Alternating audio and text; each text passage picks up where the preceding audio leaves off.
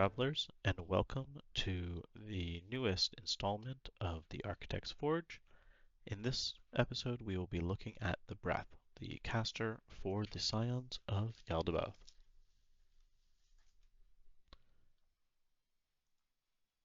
As we start, as always, we'll look at the lore for the Breath. So who are the Breath? The Breath are the children of the Dyers. This is one of the three types of progenitors within the Scions.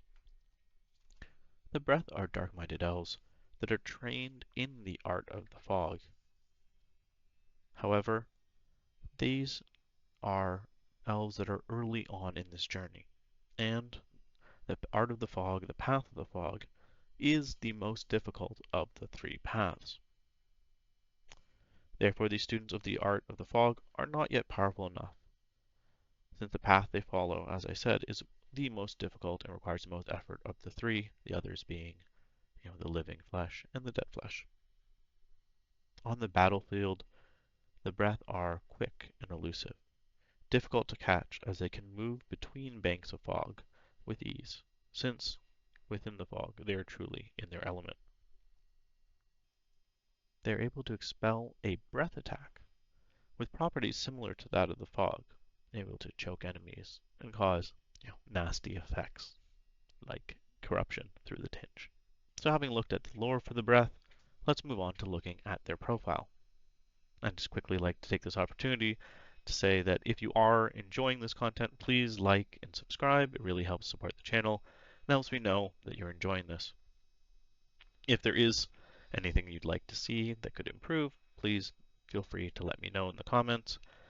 And if there's any units you'd like to see sooner rather than later get their own Architect's Forge, also let me know. So with that, let's move on to their profile. As always, we'll look first at the basic stats of the Breath. The Breath cost only 15 points. This is very low, especially for casters who often come in around the 25-point range. Due to this low cost, it means that they're fairly low commitment in terms of how hard it is to fit them into a list, and really what you're expending to do so, and the compromises you make. Because of that, I personally find the Breath makes my way into most lists that can use her support that we'll get to later. She is quite fast with a movement of 4-3, which is common for the elf. Because of this, it lets her get in range of her attacks and her spells, as well as some of her other abilities with ease. Now her charge is only 9, but as we'll talk about later, it doesn't really matter. You're not charging with her. You really shouldn't be.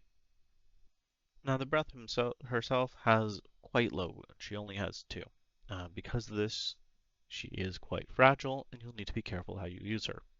That said, it's not that uncommon for casters to have low wounds like this, so while it is a bit of a risk of her, again, she's only 15 points, so if worse comes to worse and your positioning fails, it's not like you're losing a lot for that just 2 wounds. Her whip is a red and a yellow, which is quite high, which is especially important because she is a caster and you use that to cast her spells. It is very likely that she will get at least 1 success and get her spell off. Her morale is only 1, but as we said, she is a support caster. She, while useful, isn't something you're going to be wanting to activate a lot, so having only 1 morale is not a big deal. Also, because she is so fragile, it is very unlikely that she's going to, for example, gain a lot of stress from losing combats and then still somehow survive and flee. Realistically, if she's gaining the stress from losing combat, she's probably dead. Moving on to some keywords and skills, she does have both Dispel, 2 black dice, and the Spellcaster keyword. This means that she is able to dispel anywhere on the board as a spellcaster, but also she can, if targeted, choose to use her Dispel ability to dispel with 2 black dice. Now you may ask, why would I do that when a normal spellcaster can try and block spells with 3 black dice? The main reason is if you don't want to risk gaining tinge. When using the Dispel ability to try and block a spell targeting the unit themselves, you don't risk gaining tinge by rolling hollow shields. That's really the only way, and really because she can use tinge, I'd say it's probably going to be rare that you're going to be using this, but if the matter comes up, maybe you choose to. Speaking of tinge, she also has the tinge skill. This means that at the beginning of each round, she gains 1 tinge. Unlike casters from other factions, the breath, like other Scions casters, uses tinge instead of pushing it to alter her spells, so having some tinge it can be quite nice to gain those alterations. Otherwise, it's nice, just free tinge at the beginning of each round. Finally, she does, like most casters, only have a conquest of 0, which means unless it's an unattended objective, she's not going to be flipping or helping play that scenario. But again, that's not uncommon. She's only 15 points, but it is worth keeping an eye out for. Now let's get into her ranged attack, which is something you'll be using fairly frequently on her card. Her ranged attack of 2 orange and 2 yellow has an average of 2 successes with a maximum of 4 successes. It's not particularly impressive, and really you may get some chip damage, but realistically not a lot, and it's not what the spell is here for.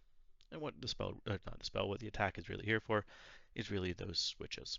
So let's look at them.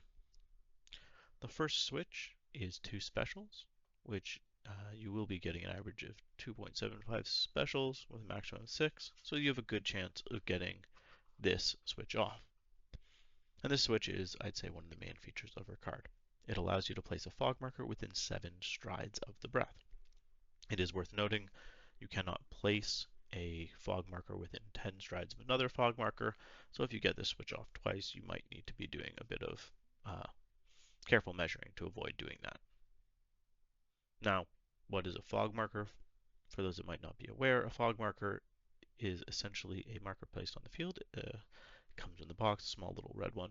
And what it does is any unit that ends their activation within 4 strides of a fog marker will gain a tinge. If you put this out on an objective where opponents need to be, this can easily start getting opponents to be stress locked because for non-Scions, having 1 tinge on you, or 1 to 4, makes it so at the end of the round you gain a stress, essentially negating this 1 stress that you remove at the end of the round. So this can help stress lock opponents, leaving it so they only get their 1 activation a round. Now, there are greater.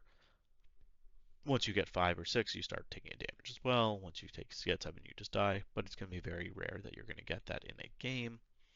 So, while it's good to know, really what this is doing is helping you get that extra stress.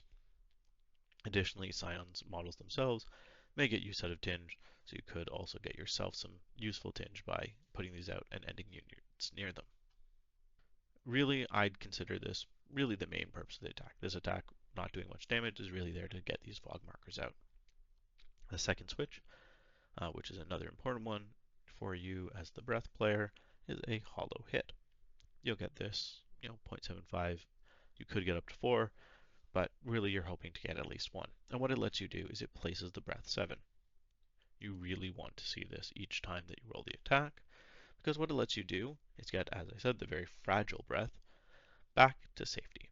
So for example, let's say you have a unit of intact in front of the breath walks through them to see an enemy, shoots them, cuts off some fog markers, and then if she gets this hollow hit, is able to teleport back to safety.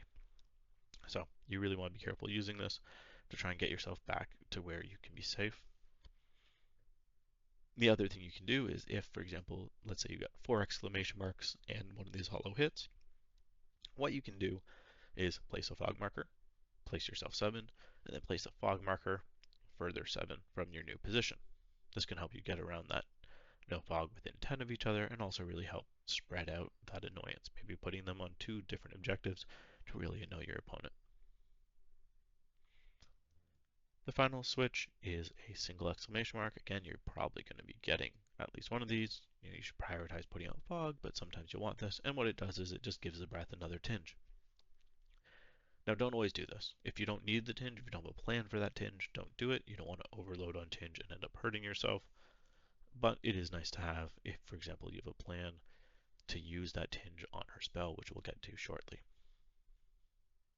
So that's her range attack. It's probably the attack she'll be doing the most.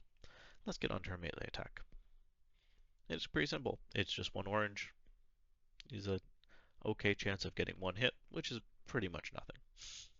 Really, just don't do it. This attack isn't worth doing. It's not worth really even talking about.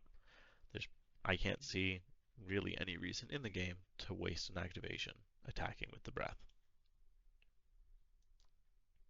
So, moving on quickly from the melee attack to defense.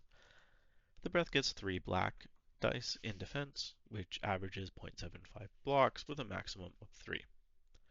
This is not very consistent, and paired with low wounds makes it so she is very easy to kill.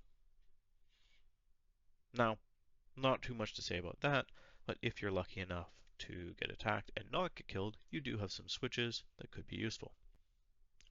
The first and most important is for a hollow shield, which has the same odds of getting one as a solid shield, is you get to place yourself 7. So if you're lucky enough to survive an attack, maybe your opponent whiffs, um, and you get lucky, you can place yourself hopefully away and into safety. This also lets you maybe place yourself away to then be able to attack without needing to walk away and risk that attack of opportunity. The second switch is the same as on the attack, which is for one special, you can gain a tinge. Again, don't do this unless you have a specific plan to use that tinge, probably in the coming activation or two. So we've talked a lot about whether she can gain tinge, when to do it. So to figure out what she'd actually use tinge on, we'll move on to her spell, which is the Red Lantern. The Red Lantern is a spell that lets you target an enemy within 10 strides and resolve a ranged attack. This is the exact same ranged attack we discussed earlier, with some additional bonuses from tinge alterations. Now, why would you do this over the base attack, or when would you not? It is worth noting there is one risk with doing it as a spell, which is you risk not getting it off before you get to make that attack. The breath is required to actually successfully cast the spell. You could maybe not get a hit, or maybe your opponent blocks it by getting more shields. So you always have the risk of not getting it off. In which case, if you really need to make that attack, maybe best to just go for the shot. It is worth noting this does actually allow the breath to do 2 attacks in one round, because she can make one attack with the bow, or with the ranged attack, and then she can do one attack through casting a spell. This isn't high damage attacks, but it can really, one, get a lot of fog markers out, but also get some chip damage through, and because of that place, possibly be placing the breath all around the board. If you start in range to double tap, it's definitely worth considering doing. The real reason you do this spell over just the base attack is because of the tinge alterations. So we'll look at the different tinge alterations, see what you're getting. The first one costs 1 tinge and allows you to remove a state from each allied unit within 10 strides. 10 strides is a pretty decent distance, and it's worth really pointing out that it is each allied unit. Condition removal is fairly rare in the game, and can be quite valuable. There's been plenty of games where I've had just a ton of units covered in vulnerables, making them a lot easier to kill, or heavy hitting units that have gained disarm, which means that activation of them is not going to do what they need, because really you need them to hit hard with their limited activations. So being able to do this AoE of removing conditions can be quite valuable. The second tinge alteration, it costs 2 tinge, and it allows you to replace your hollow hits with solid hits. You use this if you really want to push through extra damage, but it is important to recognize that this does stop you from using the hollow to teleport away, and a lot of the time that is more important and safer. You could maybe consider using this late game where getting that extra damage is more important than trying to keep the breath survive, because maybe she's not going to activate again. Maybe it's the last round, she's already at her morale cap. You might as well try and put that additional damage through. Now, how much damage? It does increase the average amount of hits that you get, but it doesn't increase the maximum. You're still capped at 4. In terms of the average, you average increases from 2 hits to averaging 2.75. So it's not a huge amount of extra damage, but again, maybe in that example of the last round of the game, you want to push through that extra damage, may as well go for it. In the rare occurrence that maybe you really need to clear the tinge off yourself, it is also worth doing. But I'd say a lot of the time you're probably not using this because that place is very valuable. Having looked at that, now let's look at into her two skills, starting with Black Rain. This requires no line of sight, can be used once per round, and it causes all other units within 5 strides to receive a tinge. Noting that it applies to both enemies and allies. In terms of allies, this is a way early game to get tinge on allies that use tinge to power some of their abilities, and can be quite powerful to get that engine going. Some examples of this are Uruk, who likes having a tinge on his unit that he starts in, for example, so that later game he can pop out, use his tinge ability to jump in, attack, and do a second attack. We're also seeing this with the husks that have been previewed, where they can essentially use tinge to negate damage.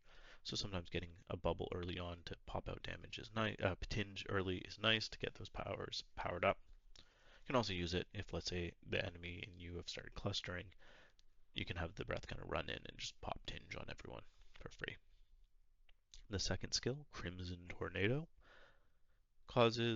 allows the breath to choose a fog marker anywhere on the battlefield, no range, and all units within 4 strides of it receive a tinge, as though they had ended an activation there. This also affects enemies and allies. Same thing, helping get that stress lock on the enemies, help power abilities for allies, and it is particularly effective in the feat The Rift. For those that aren't familiar with the Rift has 2 Rift markers that each start at the beginning of the game, and the players are vying to try and close them. This means that your opponent will likely be putting a unit, at least one, on the Rift, and using this skill you can just pop it, give them extra stress, or extra tinge to help get them towards their stress. It's kind of a neat little thing, gives them a bit of a bonus to that mission, but even outside the Rift, you can, for example, start a breath activation, shoot someone, put a fog marker beside them and some other people, and then immediately use your second action to trigger the Crimson Tornado skill to give them an immediate tinge before they even need to activate an end there. So that's been the breath. We'll end as we do with a quick analysis and summary of what we've discussed. The breath, first and foremost, is a cheap spellcaster, and that gives you a chance to dispel and block enemy spells. There's always value, especially as we're seeing probably more casters coming with factions like Feudum, and even with more Scions coming out. The ability to even have a chance to block a spell and mess up an opponent's plan is high value, and for the low cost of 15 points, it's definitely worth getting in there. As I've mentioned throughout, the Breath is a support caster, and she provides some interesting support for your faction by helping stress the opponent out and also getting your tinge engines going. As we see more and more units that use tinge released for the Scions faction, the value of the Breath only goes up. And finally, the Breath is, very simply, very flimsy. Good positioning is essential to get the most out of your Breath. You really want to be thinking about how you can keep her safe. If you want to see some examples of this, you can look at a number of my Scions battle reports where I've brought the Breath, often having her kind of surrounded by units of intact, blocking line of sight to her to avoid her getting shot by guys with longer range and prevent her from being charged.